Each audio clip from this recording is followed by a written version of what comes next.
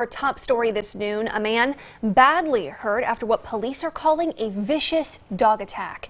It all happened this morning on Youngstown's north side. That's where we find First News evening anchor Dave Sess with this story, all new. Dave. And that man who was bitten by the dogs is in what we're told critical condition. I just talked with the owners of the dog. His name is Clarence Thigpen. Not one dog, but 5 of them. He told me he was shocked. He asked police if they were his dogs, and police were able to rewind their body camera footage or somehow pull it up and show it to him. And Clarence said, yes, those are my dogs.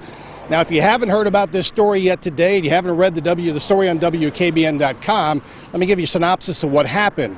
At 5:30 this morning, there was a person walking right on the sidewalk here on Logan Avenue, and that man was attacked by the 5 dogs. In fact, he was bitten by them, and one of the police officers on the scene told me it was one of the most gruesome things he's seen in over 20 years. I won't tell you about the conditions, but he said it was pretty bad. They did have to shoot one of the dogs to get them off the man. We'll show you some video of what else happened here at Logan Avenue this afternoon. Those dogs were taken back into the house by the owner of them. He wasn't here at the time. He came after hearing about it from one of his neighbors. He took the dogs inside. Then the dog warden showed up and brought all 4 of those dogs out. The man has been cited for vicious dogs.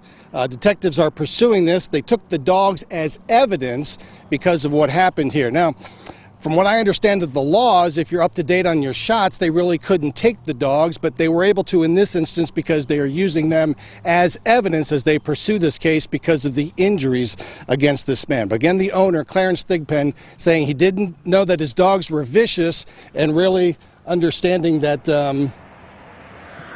why these dogs were taken, but they were taken for the dogs, and there's somebody looking. I think they might be looking for the 5th dog who was shot or looking for some other evidence. Chelsea, back to you. Dave, had Clarence said how long he's had these dogs? He says he's raised them since a puppy. He kept holding his hands like, real small, like he's had them when they were tiny, but he's only had them for about a year. Okay. All right, Dave, thanks for answering that question and for that live report. Again, on Youngstown's north side, a bad dog mauling.